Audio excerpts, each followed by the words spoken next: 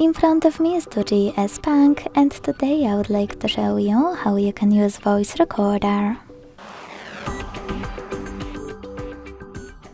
Begin by launching your sound recorder app and hitting allow.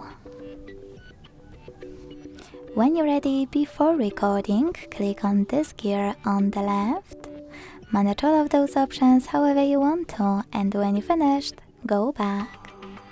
Then click on red button at the bottom in the middle to start recording. As you can see, recording is on. To pause it or unpause it, use this button. To add a bookmark, click on the left one when recording is unpaused. And to end it and save it, on the right one.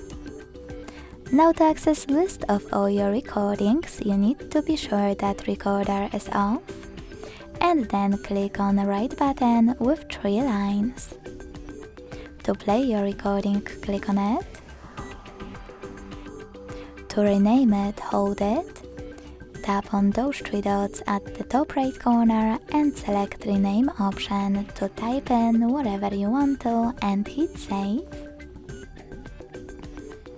And to get rid of it, hold it as well, and this time use bin icon next to 3 dots.